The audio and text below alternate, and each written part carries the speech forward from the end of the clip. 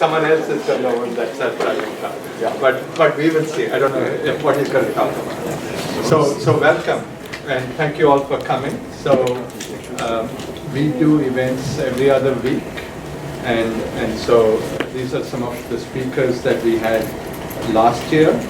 I'd like to thank in particular Perkins Coie. Is anyone from Perkins Coie here? No, but thank you, Perkins. And all of our other corporate sponsors, as well as our partners who help us do these events. If you're interested in corporate partnership, reach out to myself. We have 3 important events coming up before the August break. So we have 2 deans from Carnegie Mellon, from CMU, the Dean of Computer Science and the Dean of Business, who will talk about how product management is evolving. So in the past, business schools trained sort of product managers. Unfortunately, none of them are hireable at tech companies, and so they got, and so usually it was a tech engineer who got morphed into a product manager. So they got the message, and they've developed a new program. They have a point of view about it. On July 13th, we will have IoT security panel with the Chief Security Officer of GE, of ABB, of one of our companies, the VP of Product Management of Sensify, and some other speakers. So would love to have you there. And then on July 18th, you're going to hear Rocky DiStefano from Cloudera talk about how they're going after the market. How many of you know the Hive? Cool. So I can skip this part. So Hive is a fund. It's also a studio to create companies. We're very focused. We're very thematic.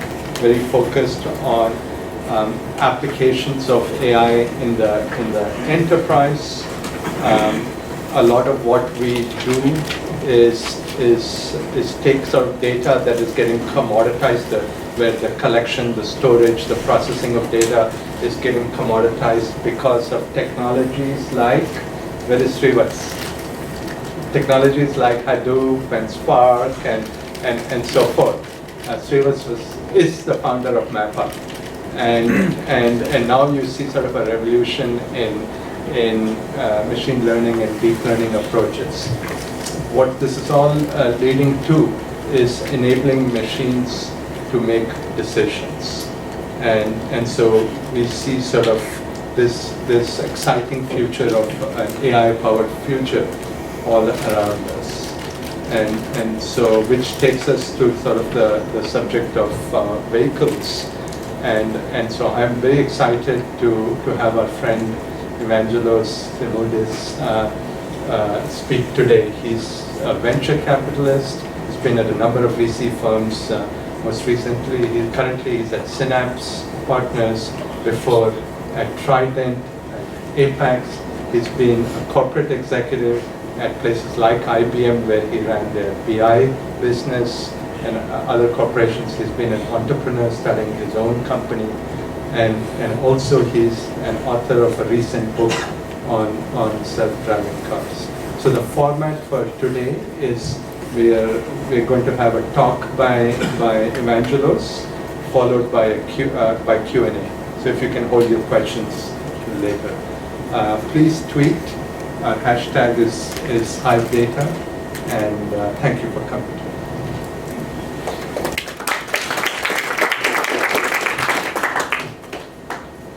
It's on. It is on. Can you hear me again? So I was in Europe for a couple of weeks, giving some talks to corporations, and they gave me a nasty thing in my throat. So I've been taking antibiotics. So if my voice dies off a little bit, I will ask for your forgiveness, and I'll try to pick it up again. You can, this is my blog, and my email is esimoudis synapsepartners.co. And at Synapse, we invest exclusively on companies that develop big data applications, including applications for transportation, obviously. And it is this common interest that has brought me very close to the Hive and to Ravi, and we have developed over the past couple of years a very wonderful relationship, and I always thank them for inviting me to talk at their events. So I started my research into the automotive and transportation industries in an effort to understand the impact of startup-driven disruption on these industries. And some of you may know that I have been doing work with Steve Blank in the area of startup-driven innovation. And this research initially started from that work. Now, in the process, I came to appreciate the seismic changes that autonomous vehicles could have on these industries, but also realize something much bigger. While people are fascinated with self-driving and autonomous vehicles, next generation mobility is about more than that. The driverless future is about technology innovation, in this case provided by autonomous vehicles, but it's also about business model innovation, and that is coming from on-demand mobility. So these innovations will not only have lasting effects on the automotive and transportation industries, but also financial services, energy, insurance, utilities, and many other industries. So today I will talk about the central role of data and machine intelligence in the driverless future, and I believe that may be probably the only place where we can get value in industries that are particularly low margin. Describe three shifts that are resulting from the combination of autonomous vehicles with on-demand mobility, and present a value chain that is emerging as a result of these shifts and the opportunities it presents, also the challenges that it creates.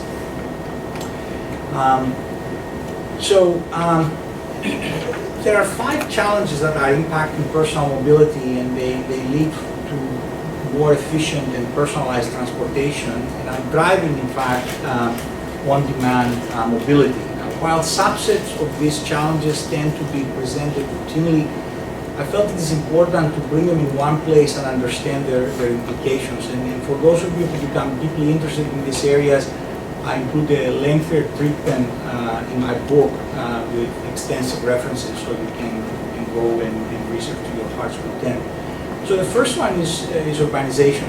Urbanization is increasing, and more megacities are being created. Megacities are cities with at least 10 million in population. Several organizations are already projecting that the majority of the world population will be living in cities within the next 20 years. So that's point number one. Point number two is that traffic congestion, particularly in megacities, is severely impacting individual productivity because the transportation infrastructure either has reached or is reaching its capacity. So I'm doing some work with the government of Singapore. Singapore right now is devoting 11% of its land on transportation infrastructure. They would like to reduce that actually because of where they see population growth and what the quality of life they would like to provide to their population. So at the end of the day, in areas where we have a lot of congestion, we spend too much time driving to commute to work or home, and when we arrive to our destinations, we just aren't productive, not pleasant to be with. Next is pollution and climate change, and regardless of how you feel about these topics, they are impacting life. Now, transportation contributes about 28% of greenhouse gases, and 50% of that is coming from passenger cars and light-duty vehicles. Traffic-related pollution is negatively impacting also the quality of life. Megacities, obviously the roads of Asia are known, but also in Europe now we're starting to see this problem. Just a couple of days ago, Munich announced that it will start curtailing the use of gas-powered vehicles in order to deal with smog. And for those of you who don't know, Munich is the home city of BMW, so it's a big deal. Next, the population of many developed countries with advanced economies is aging fast and will require assistance in order to continue functioning properly. Individuals in these segments, in these population segments, will need help to visit doctors, to do last mile logistics to deliver, to get food and other types of supplies, and deal with other functions of their daily life. And finally, the socioeconomic conditions of certain population segments lead them to adopt sharing economy to address many of these needs, including their transportation needs. And millennials are leading the way in this adoption. Now, there's a bigger debate about how the future of work will impact mobility, but that's for another night. Now, the autonomous, connected, and electrified vehicles, which is what the so-called ACE vehicles are combined with on-demand mobility services, promise to address these challenges. So that's my first contention. And this is actually a long-term promise. I've been in Silicon Valley for about 30 years, and I know that we tend to take a very technology-centric view of the world. So I know that many people may feel that within 5 years or so we'll be surrounded by autonomous vehicles. I don't believe so. There are many problems, including technology problems, in order to get this abundance of autonomous vehicles.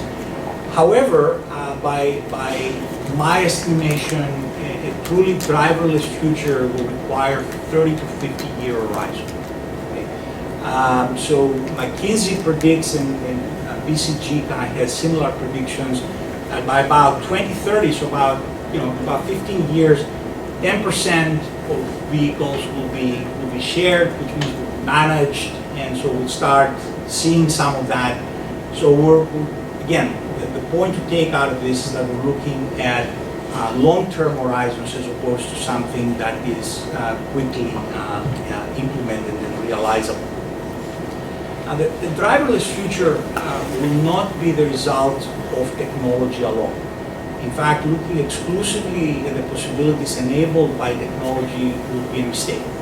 I think we need to consider new innovation models and new collaboration models within the industry and across these affected industries that I mentioned a few minutes ago. More importantly, we need to understand and appreciate the virtuous cycle that is created between technology innovations and business model innovations. Now, in terms of technologies that will prove, in my opinion, critical to the driverless future, I single out big data, intelligent systems, and batteries. And again, because we're talking about ACE vehicles, in terms of enabling technologies, I look at semiconductors for the thousands of sensors that vehicles and transportation infrastructure will require, broadband connectivity, and chip and Apple computing power and storage. Again, these are infrastructural requirements. Similarly, critical business models will be the ones associated with services such as ride-hailing, bike-sharing, goods delivery. And understanding and appreciating the power of both types of innovation and the effective blending and use is one of the challenges facing incumbents in the automotive and transportation industries in general. So today, in the many interactions that I've had with corporations in this industry, incumbent corporations, they tend to look at primarily on the technology side, and within the technology, a very limited set of technologies, as opposed to the broad set that is necessary. Now, startups, on the other hand, understand the importance of the virtuous cycle between technology innovation and business model innovation. The scale and complexity of the transportation industry, maybe the automotive industry as well, are such that they must make them realize that they cannot disrupt them on their own. So there has to be a lot of collaboration, and this is why I talked earlier about the need for new collaboration models if we are to make a dent and have successful companies out of that. The next contention is that big data and AI are key ingredients in next generation mobility, and I think this is important because together they offer a unique and, in my opinion, still overlooked opportunity. Now, incumbents in this industries remain focused on the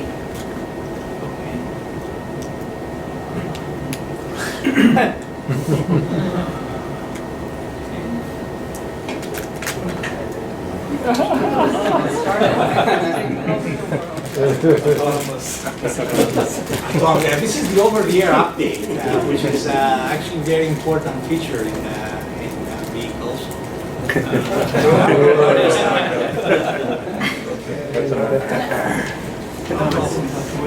Restart.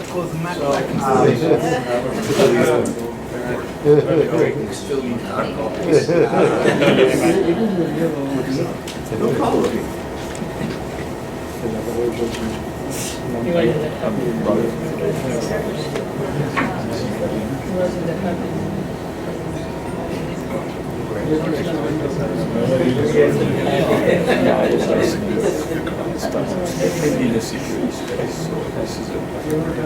I was interested in because I know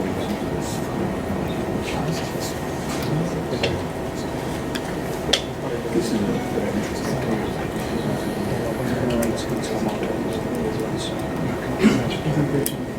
Yeah, of course. Yes.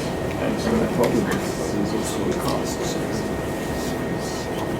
that certainly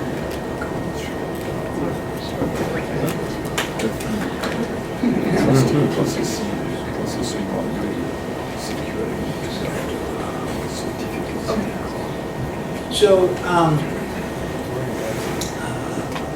So my point was, again, is that the incumbents in these industries still remain too focused on the hardware side, and even though they have been moving away from the electromechanical components and more to the electronic components, they're still thinking in terms of what makes up a more traditional car.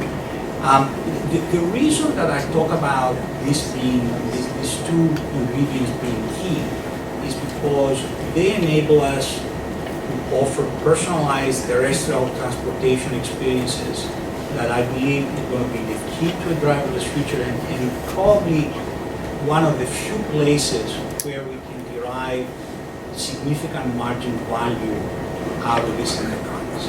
Because for those of you who do not know, the auto industry is a very low margin business. So getting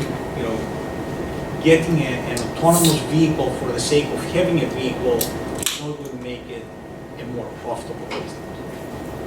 Okay. Now, the data is coming from a variety of areas. It comes from the vehicle sensors, from the configuration of the vehicle, from the passengers themselves, their infotainment choices, their profiles, their rides they are booking, their smartphone data, etc. The vehicle's operating history and performance, other vehicles that are on the road, the so-called vehicle-to-vehicle data, the transportation infrastructure. So again, if you look at companies, if you look at places like Singapore, they are starting because they have the advantage of their small area. They have completely instrumented their road infrastructure, and they continue to add sensors. And eventually, they will by 2019 they will have sensors to every vehicle that is operating in the territory. And then finally, data service providers that provide services such as weather, traffic, mapping, and so forth. Now, a key question, by the way, here is whether consumers will continue to share their mobility data and data generated during the transportation experiences in the same way that they share their internet and social data today. Right? So again, in terms of creating value. And just as an example, this came from Intel. They're talking about 4 terabytes per vehicle per day, assuming an operation of about 10 to 12 hours per day. So much higher operation than we have today in the average personal vehicle. So today the data, this again, if you look at autonomous vehicles, the data can be used for perception, localization, planning, the control of the vehicle, the personalization of the vehicle and the overall cabin experience, the infrastructure and vehicle management, the security of the vehicle, and many other applications. And to date, most of the focus has been on perception data. We are starting to comprehend the difficulty of the localization problem, particularly around path prediction and the updating of the digital maps. Again, if you look at the state of the art today is to have vehicles, autonomous vehicles that almost operate on rails, as opposed to being able to deal with a very random environment. And as an automotive executive told me a few days ago, level 4 or level 5 autonomy at 25 miles an hour is not level 5 autonomy, it's not true autonomy. In other words, you need to be able to go at real speeds in a variety of conditions in order to feel comfortable about that. We've done very little around personalization and vehicle and infrastructure management and security and the like, and all of these represent unique opportunities for big data exploitation, particularly through the use of artificial intelligence. It is not only important to appreciate the big role of data in next generation mobility, because of the data and its potential uses in intelligent applications, we will need to create new frameworks for organizing it, for creating the right policies around it, and ultimately the right intelligent applications. And one of the frameworks that I have proposed in my book is one that brings together the type of data, whether it is coming from the driver, the passenger, the people, the environment, the location of the data, in other words, where it is stored, because we need to be thinking about how much data we store in the vehicle versus the cloud and whose cloud that's going to be, and that's where policies are important, particularly as we need to consider security. We need to think about the data's half-life, in other words, for how long this data is useful, and what is the source of the data. Is it the sensor, is it the smartphone sensor, is it the passenger's wearable device? Now, latency and accuracy are big issues, and if not addressed properly, they could inhibit offering the right user experience, which again is the key here for value derivation. Along with a new framework, we need to start thinking about new architectures and the development of a data sharing culture. Because as it should be evident, even for companies like Tesla, which are able to capture a lot of data about both their passenger, the driver, and the vehicle itself, to extract maximum value from this transportation-related data, it will be important to bring together a variety of data types, and it will not be possible for all of the necessary data to be owned by a single entity. Now, let's now move to the next part of the presentation. Autonomous vehicles, as I said, will be connected and electrified, and the hypothesis that ACE vehicles that will dominate our driverless future and will lead to three major shifts. The first will be a consumer shift, and the consumers will need to move from a car ownership-centric model to a hybrid model that combines car ownership with on-demand car access and is able to address their needs. Now, we're starting to see this shift in cities, in particular mega cities. In fact, city type will become a most relevant segmentation dimension that determines mobility behavior. I think private cars will continue to dominate rural areas and low-density suburbs. Now, one of the big questions for city planners is whether the population will be satisfied in this increasingly dense megacity setting, or will continue, or will seek suburban life as they get married, they have children, very much like it happened in the last 50 years. This hybrid model that we talk about in this shift may itself be transitional, but it will take another 10 to 20 years to evolve before it can be replaced by maybe something that is car access centered. Okay?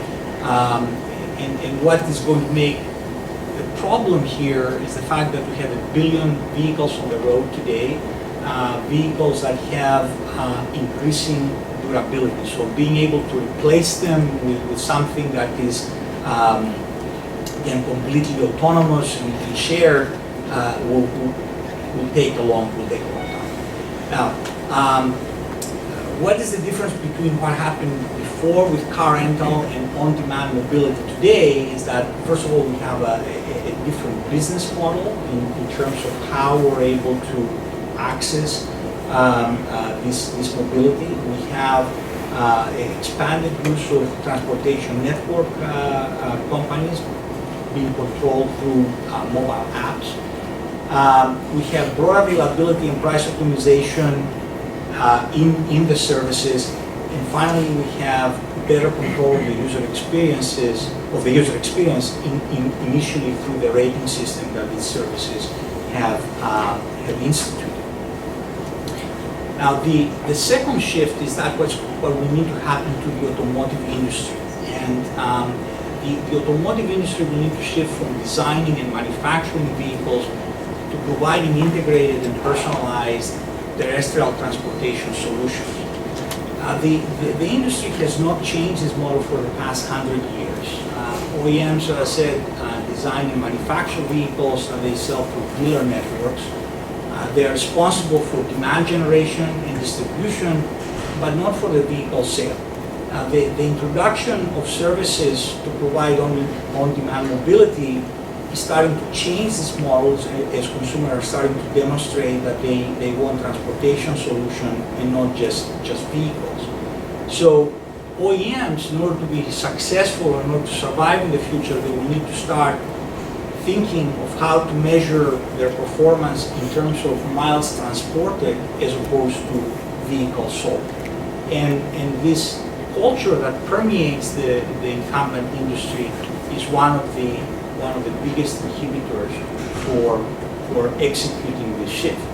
And I think the recent change in Ford CEO is a good example of the fact that at least some of the incumbents are realizing the problem that they have with regards to their culture and their long-term viability.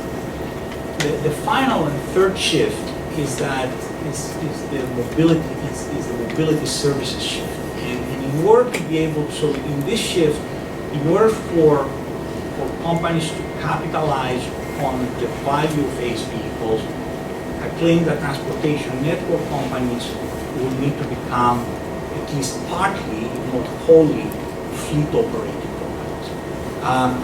Today, transportation network companies, Uber, Lyft, Didi, and many others, rely on coordinating, on routing collections of individually owned vehicles. Now, they don't own the vehicles, and they don't even manage them, right? They not know what, they are not responsible for what happens in that vehicle. This has helped their business model and accelerated their entry in markets globally, but it's negatively impacting the type of consumer experience they can provide, as well as their margins. Now, to benefit from the advantages of ACE vehicles offer, TNCs will need to own their fleets of such vehicles to the degree that they choose to utilize these vehicles. And again, the claim is that few consumers will own ACE vehicles, and even fewer will make them available to TNCs. Now,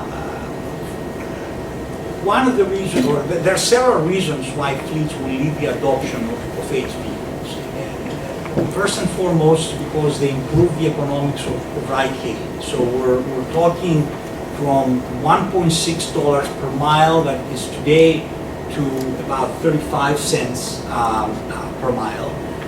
They, on the logistics side, they address the driver shortage that logistics companies face today, especially long-haul logistics. And again, I feel that one of the initial areas where such vehicles will be adopted will be trucks as opposed to even personal vehicles. The third advantage is that they enable the fleet operator to offer a more consistent experience to the consumer, and enable the consumer to select the best vehicle to address a particular need.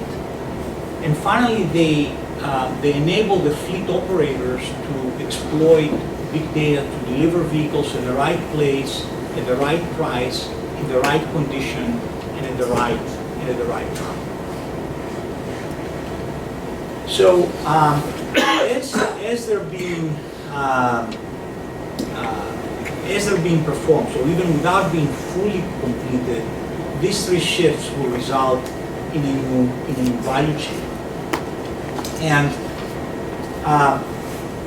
this value chain, for the first time, will start decoupling a number of the functions that are performed today by the OEM. So it is important to realize that we're starting to decouple the vehicle manufacturing from the brain of the vehicle, the ACE platform, right?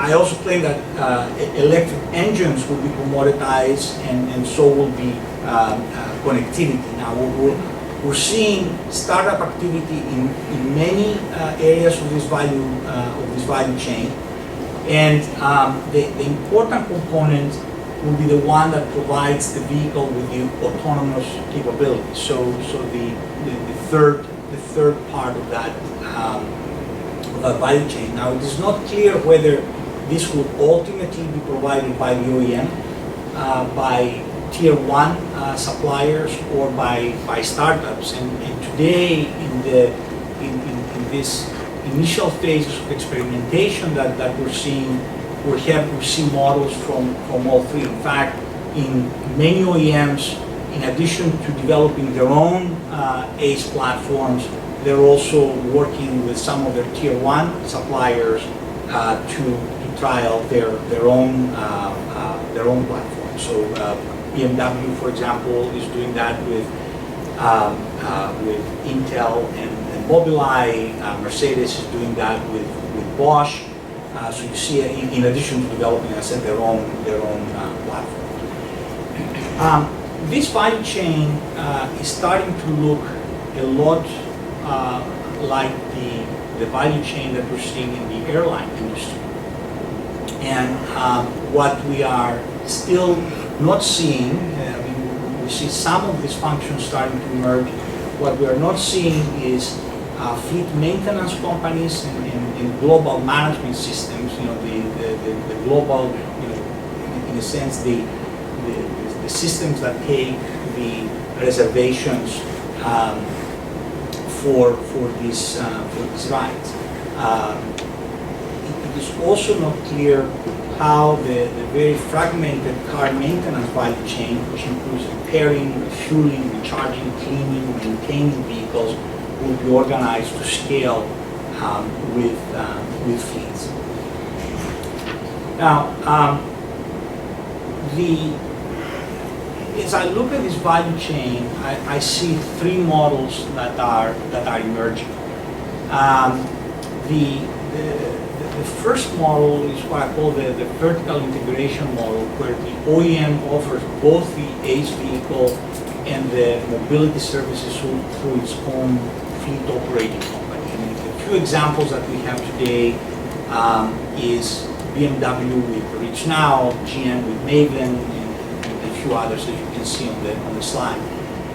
The interesting thing here is that this model enables the OEMs to start experimenting. Unfortunately, they are not able to do this yet at scale. It gives them full control of the transportation solution experience, and full control and ownership of data, the data that's being created, as well as the IP that's being created. But it requires, in order to get to scale, it requires high investment. The OEMs, obviously, as we've been saying, lack the data exploitation expertise where the value lies, and the corporate culture inhibits the fast implementation and rollout of this model, even though, as I said, most of the OEMs now have trials in that area. The second model is that of a partnership, where the OEM offers the vehicle and partners with a fleet operating company for mobility services. And today, that partnership means partnering with a TNC. And examples of that include Volvo with Uber, GM obviously with Lyft, and Daimler also with Uber, and there might be a few others that I'm missing. So here we have a more balanced investment between the OEM and the fleet operating company. We have most of the transportation solution experience comes from the fleet operator that capture most of the data. We have co-ownership and control of the data and co-ownership of the IP. But again, the negative side is that the OEMs lack the data exploitation expertise, and their corporate culture remains a problem. So again, what I want you to take out of this is that this transition, the shifts that are happening, are not leaving the OEMs in a very good position. The final model, by the way, is one where we have the OEM providing a connected electrified vehicle and partners with an autonomous platform provider, and then a TNC. And a good example, the best example I could find for that is what Mitsubishi is doing with Autonomy and Grab in Singapore. So here we have low OEM investment, which again, in a small OEM like Mitsubishi fits well, but on the downside, the OEM doesn't control the experience, doesn't own any of the important data or IP, and there's a small opportunity to innovate. So what I tried to do today, and I know we covered quite a bit of different topics, I tried to show that big data and AI are key ingredients, and probably the only ingredients where for value creation in this next generation mobility area.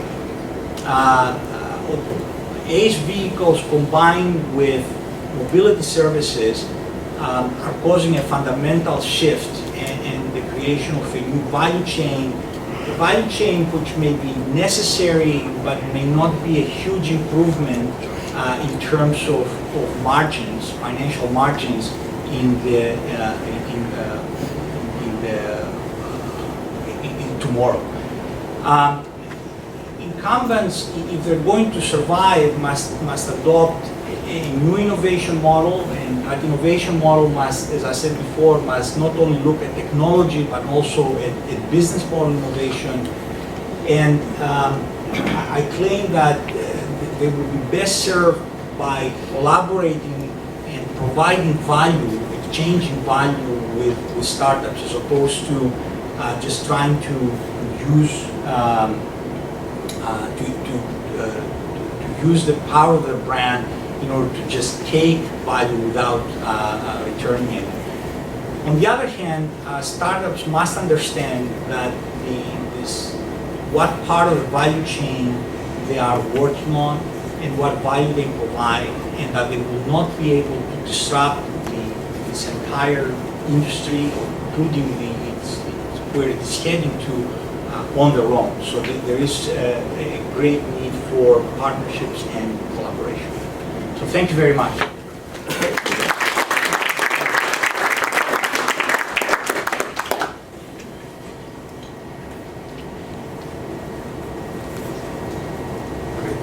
Thank you. First, I don't know if many of you noticed the number of young people here. So the Hive runs a summer internship program, and we have, I think, 3 or 4 high school students. Many of them are sitting in the back, and 3 or 4 college students. So, do you mind standing up?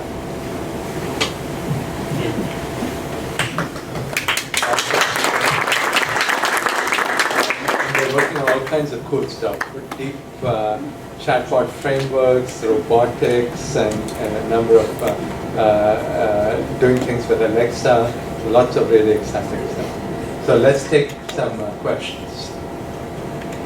Questions? Who are the questions?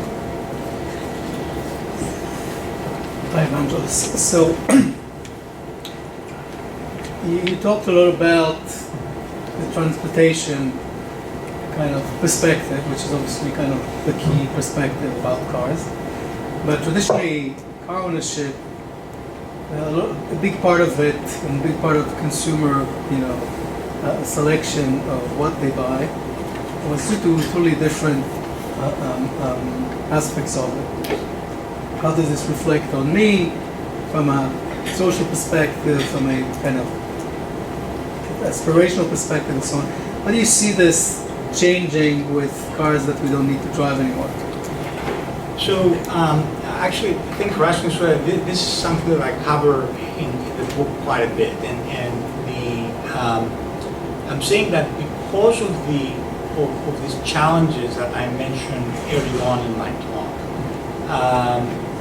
we are seeing in certain, starting in certain countries, certain societies, we're starting to see this change in attitude, and that's part of the consumer shift that I talked about, right? We're starting to see the idea that the car is no longer associated, the car that I drive, the car that I'm seen in, is no longer associated with my self-worth. So we're starting to see this decoupling.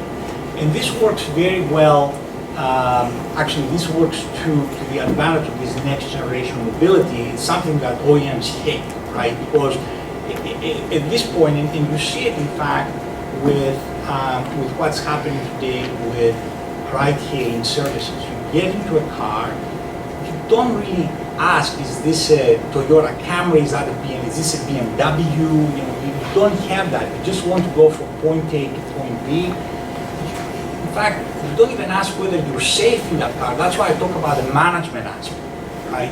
Because today, what the ride-hailing company, what the TNCs have done, is that it's a brilliant business model that they have adopted with the technology, obviously, that is deployed through the application. But they did not have to worry about, is this car safe? How do I manage it? It's just routing. Okay. Now, moving forward, if they're going to take advantage of the benefits of ACE vehicles, the argument I'm making is that they will need to own the car. But again, the user may, or the passenger, the consumer will be able to specify use. So I want an SUV because I'm transporting more than for my family, for example. But they will not need to say, I think they will have less say about the brand and about the aesthetics of at least the external aesthetics of the car. So I had a question here, which was, I'm sorry. so why do you feel that the PNCs have to own the car? That's the fundamental assumption in your entire all three scenarios. I'm trying to understand why you concluded that. Because you don't offer any reasoning why. Yeah, I'm saying that they will, I'm not saying they will need to own the car, I'm saying that they will need to manage a fleet. So if you think of, I'm making the analogy that the TNC will need to start acting, they will start looking like an airline. An airline doesn't own the planes that it flies, leases them from some leasing company which owns it, right? But I think they will need to, the argument I'm making is that they will need to have full control of that vehicle. Why? Well, in order to be able to take advantage of the economics, and in order to take advantage of the experience that, of the user experience that can be provided to that vehicle. I mean, today, I do not, again, as I was saying before, I get into a car, and the only way, into somebody else's car, and the only way I can talk about is through my rating system, and maybe I will not use that car again.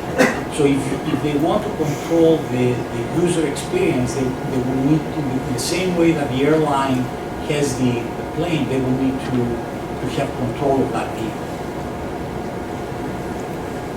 I'd like to extend on that and in a couple of different ways, dig into that.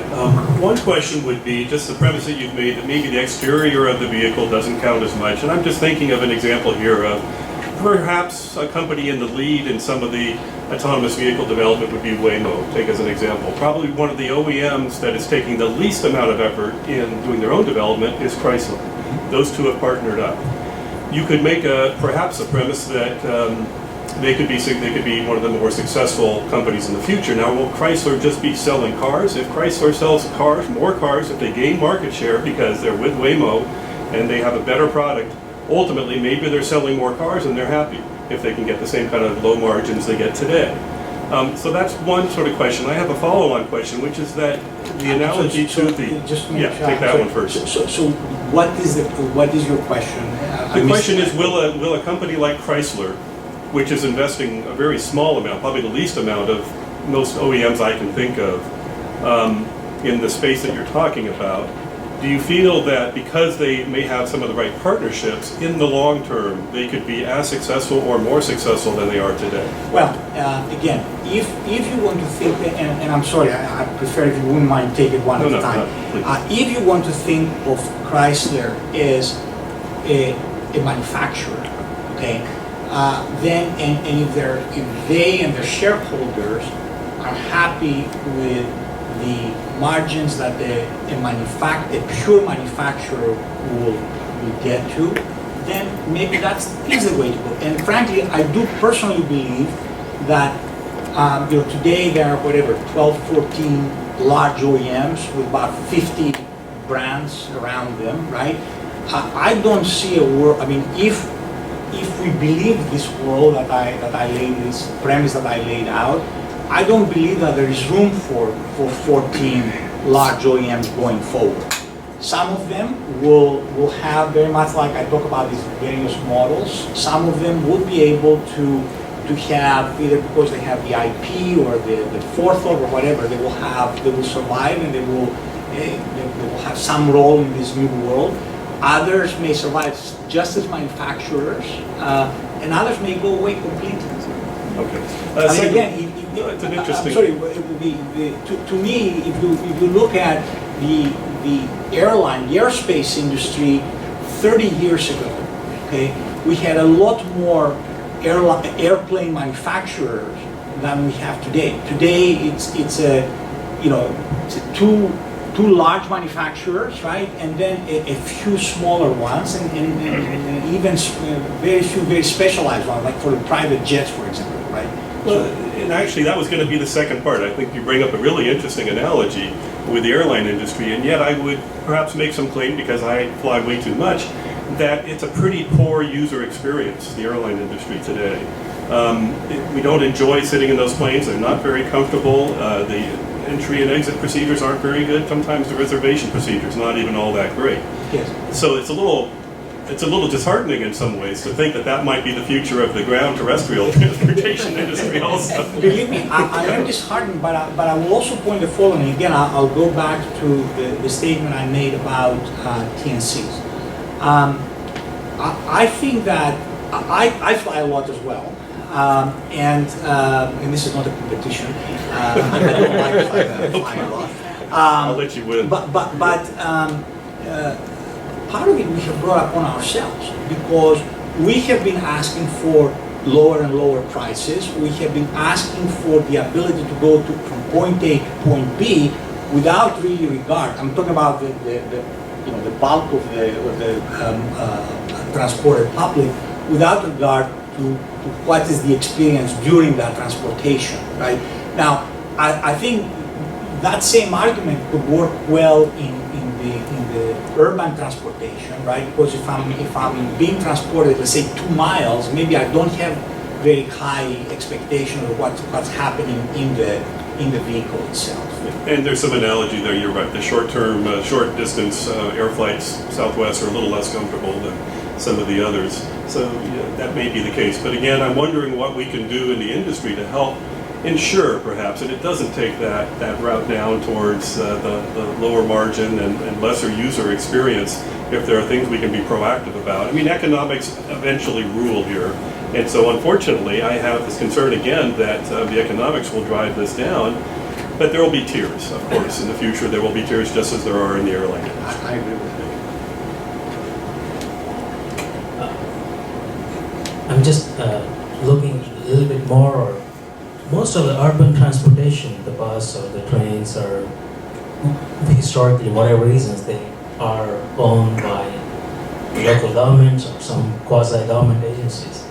Do you foresee a scenario where there's no room for private car operators? It's going to be owned by the local government only because of a lot of reasons of the accessibility and the low cost and make it available for a lot of people who cannot afford it. Yeah, having spoken to a few international cities, and I am on the advisory board of New York, but also a few European cities, I would say that there is definitely consideration by certain city governments on whether they should offer this kind of service as part of their spectrum of transportation they offer. And I think, again, the best example that we have here in the States, at least, is the paratransit that we have. So for handicapped individuals, I mean, cities offer some of those options, and you could see some of those eventually becoming more autonomous. I mean, there are certain limits to how far you can carry that, but there's definitely conversation around that. Because historically, at least, the transportation becomes a kind of a ride, and the governments get involved.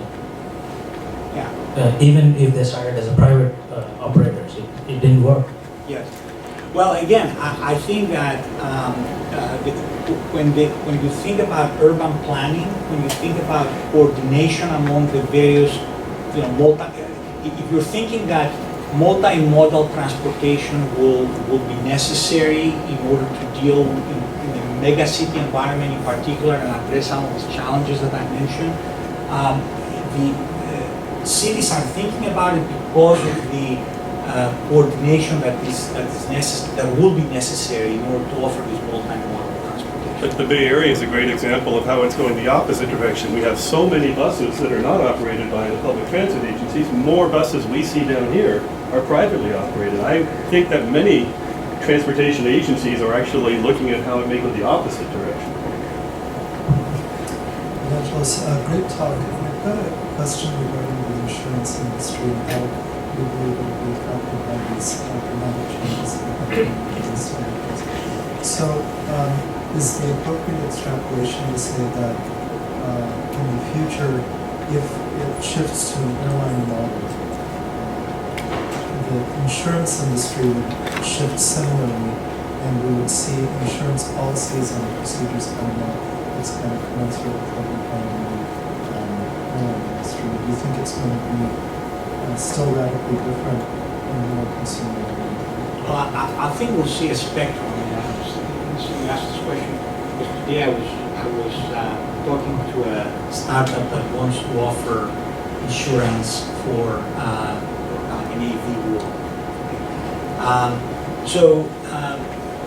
First of all, I want to make sure that I'm not implying that we will only have fleets of vehicles and there will not be private car ownership, even privately owned autonomy. You also have to, again, you also have to think about today when we talk about autonomy, we talk about several levels, and after level 3, level 4, level 5 is when it becomes more interesting. So I think that we will start seeing different insurance models as soon as we are starting to see level 3 cars or vehicles in more abundance on the road. And it will definitely be impacted because there will be certain insurance that will need to be undertaken by the, let's say, OEM, right? And of course we need to start determining, we need to start finding a way of determining whose fault is it. Is it the AI's fault or is it the driver's fault, especially for level 3? And then because if it is the AI's fault, then you do not have to, the private insurance will not need to deal with it. And in some of these cases, I mean, some of these sensor platforms are expensive, right? I mean, even as the costs come down. So to be able to say that, hey, I need to replace the front bumper of my car, which may be a $5,000–6,000 cost, and I do not have to deal with that, that would be a big deal. So I do see changes in that way, and I think it will take a few years. I mean, but there's definitely a lot of discussion within the insurance industry of when does this kick in and where, what form it takes. And I also think, again, now I'll speak as a VC, that provides great opportunities for startups to, again, to try to become part of that industry. Whoever has the mic now. I'm just going to ask about, do you see any convergent trends or synergies between related industries? For example, do you see any convergent effort between last mile logistics and autonomous transportation, or convergence between personalization of the space inside the car and personalization of the space inside the house or room or whatever? Yeah, I do, and even if you look at the data aspect that we've been talking about, who is to say that the ultimate winner out of this will not be Google, that already has a lot of the data, right, and looks at transportation as yet one more application to add to the compendium of data that they have. I do see that convergence happening in a few forms. Again, I can let my imagination. You had a question, I'm sorry. Yes, I have a question. Thanks for your study and sharing your study with us, and a really good talk, and it's very inspiring. My question is, this is still a new trend. We do not know this business model is be sustainable and profitable at this moment. We know there's a lot of unknown issues that can affect with the outcome of this business model and future car asset services. So, for example, the public transportation and the technology like advance make it more safety for people to trust and access them. And also, like as you mentioned, the car automobile is a very low margin business. According to your prediction, how long it's going to take to make this business model like more accessible to a general public and then make a profit to the business and to the end user?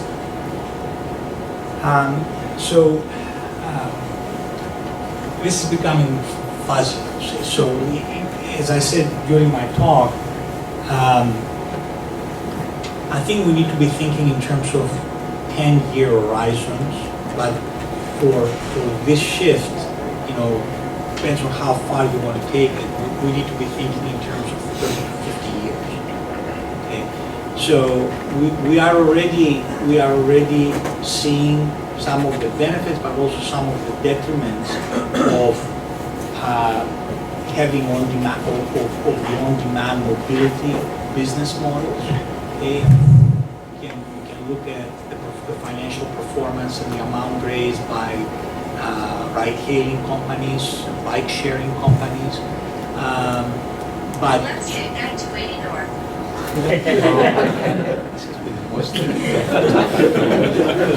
It's going to be sooner than 50 years. Anyway, but so I don't think it's going to be a very short time. I think we need to be thinking long term. Thank you. Yeah. You basically said that you think the three different ways in which car companies are acting right now. Sorry, I said the three different strategies that automakers are adopting right now, and basically none of them are good enough. And of course, there's this big problem for car manufacturers that they're basically vendors of metal and not data companies, not software companies, so they don't have that corporate culture. So what do you think they should be doing, or all the things they're not doing? Or put another way, say you were Jim Hackett, and you'd just been kind of replaced the CEO of Ford. What are like the first three things that you do in order to make Ford not in a crash and burn the next? so. As I said when I was starting my talk, all of this work came from my work on corporate innovation, okay, and what is the contribution that startup ecosystems, startup-inspired methods can make to corporations in their effort to innovate. So one of the very strong beliefs that has come out of my work is that for this type of innovation that is necessary here, for this type of disruption that this entails, you cannot innovate from within. Okay?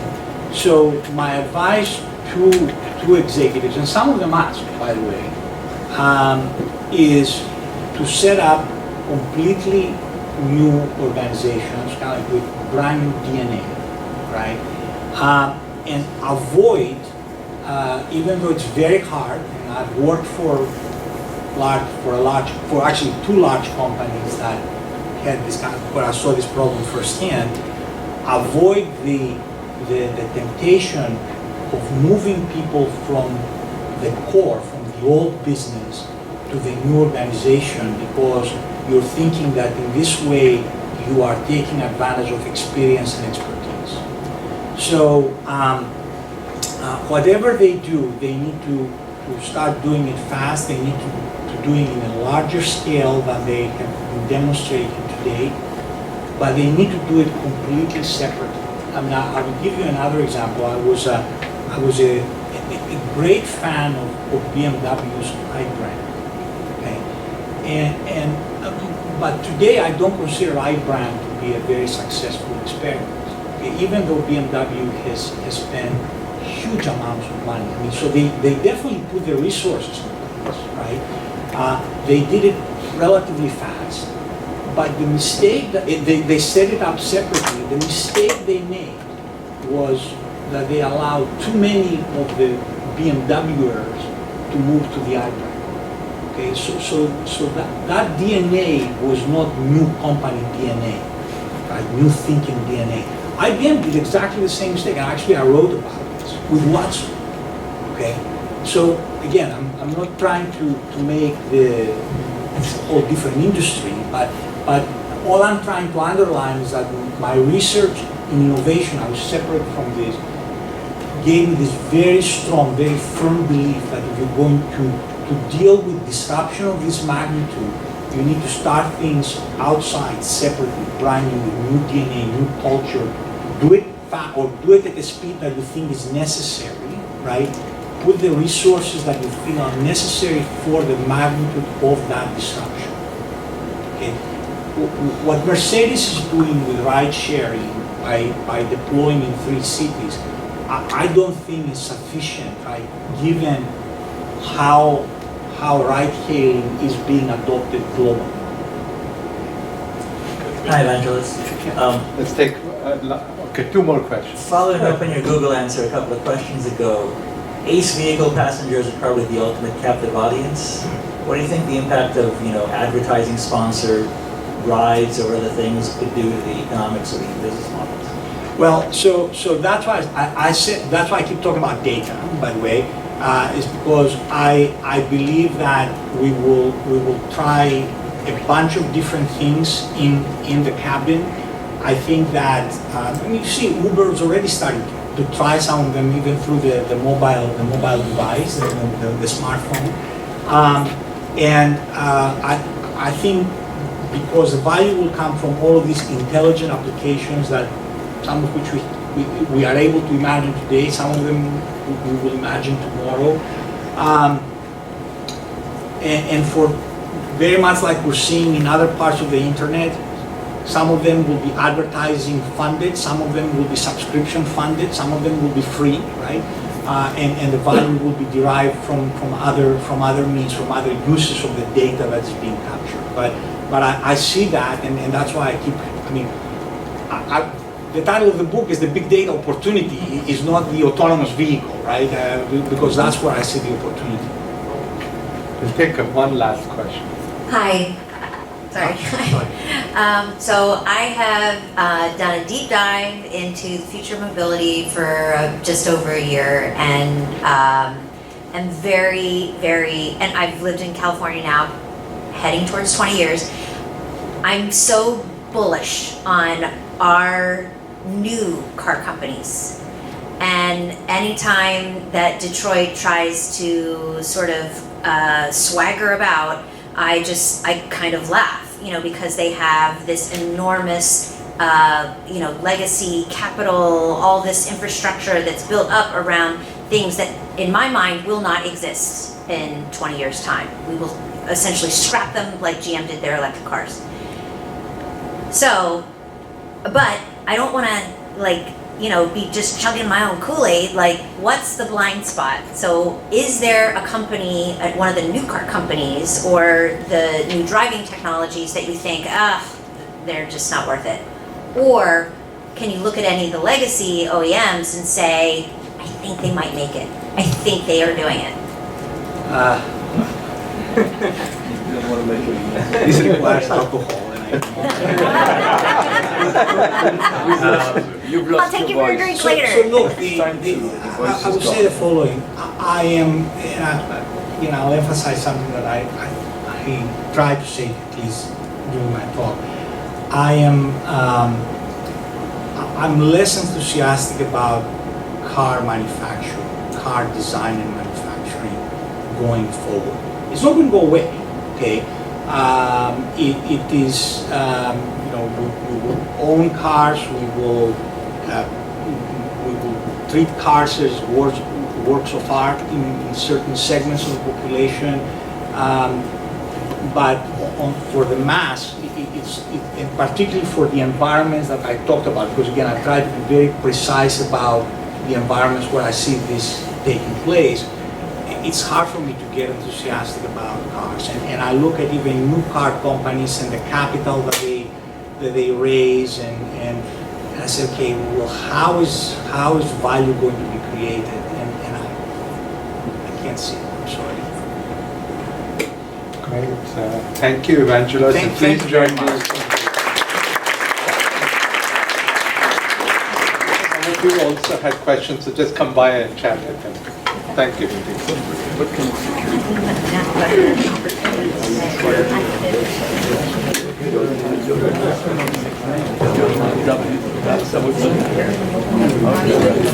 Yeah, how are you? Good. How are things with you? Huh? Yeah. I used to run marketing at CA once.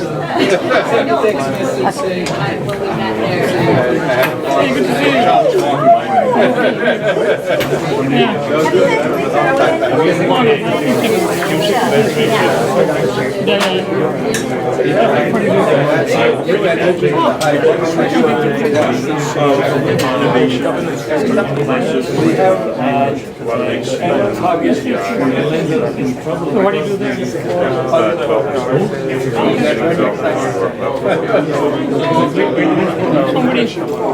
Next year, this year,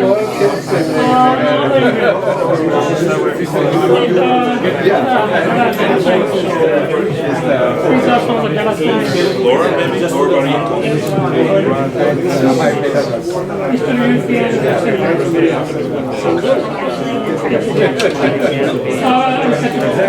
Nice to meet you.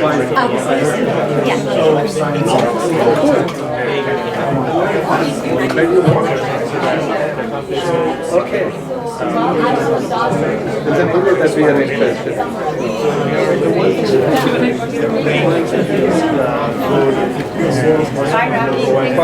See you. Yes. See you around.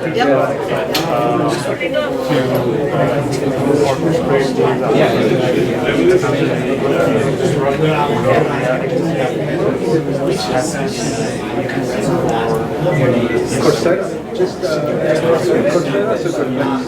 Yeah. And just take online classes. It's even better. It's even better. So Just pick, and there's a model that has offered. Pick one that meets your needs. That's where you see sort of the people who really want to get in, and you can go and get a certification. If it's from a vendor, it's promoting it.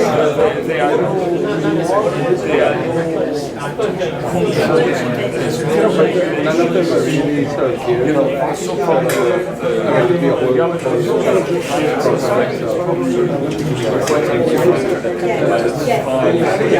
Any of the online. So that keeps us going to outside the survey.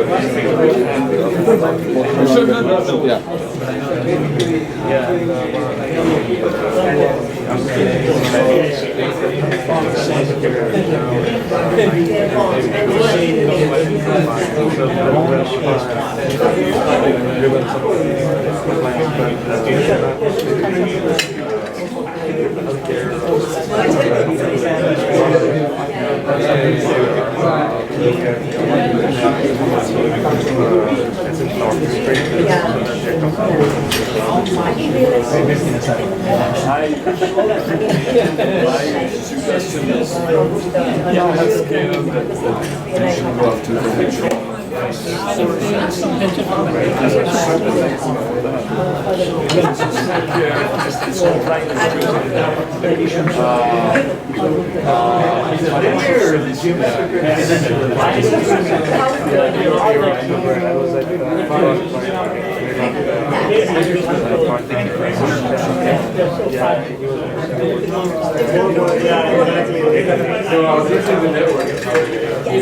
The security and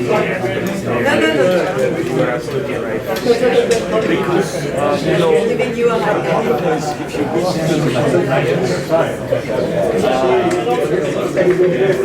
yeah, so I'm gonna get a fine. Maybe someone is giving me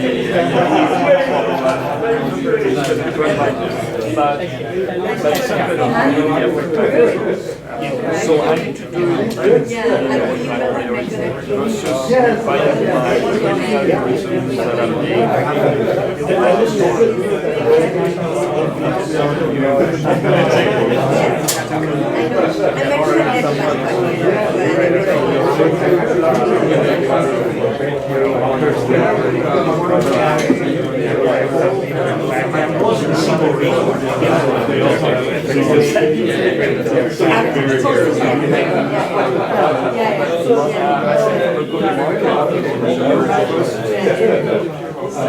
subject to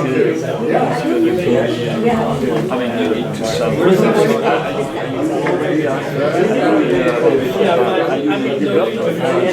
Already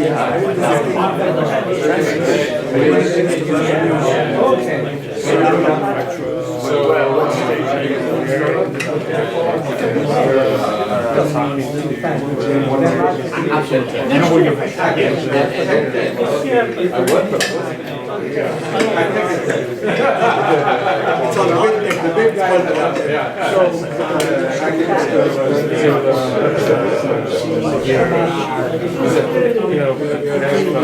Aligning requirements with the development I wanted to get away from it. Good to see you.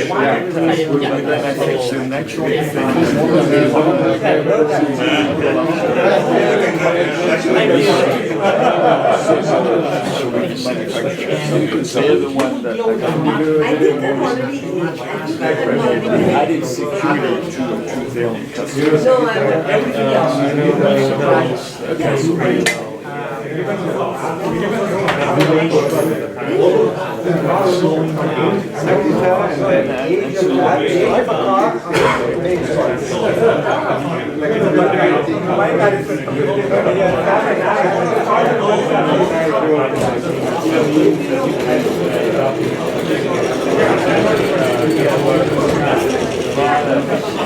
Yeah, so you finance that right now. I think what having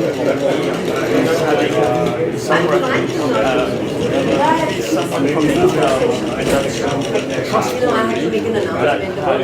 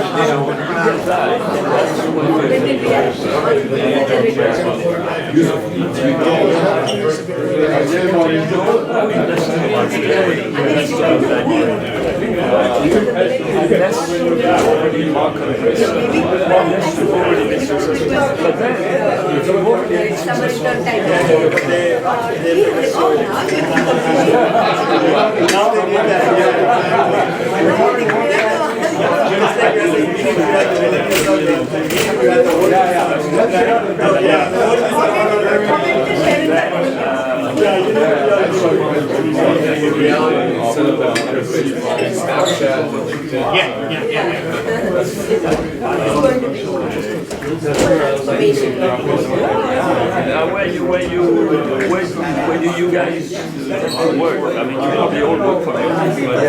What is their place?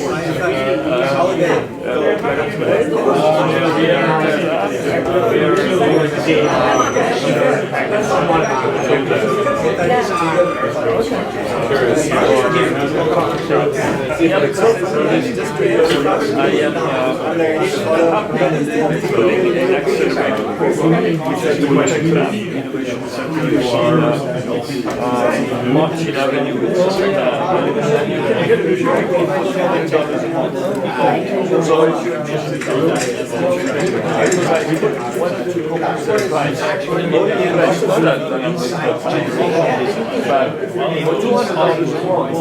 it's a lot better.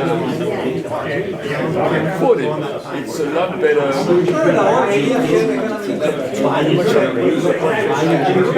It feels like you already have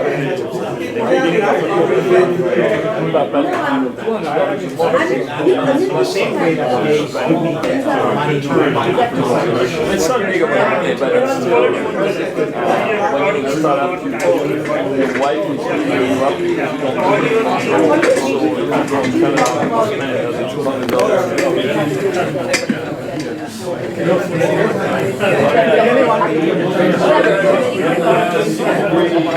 don't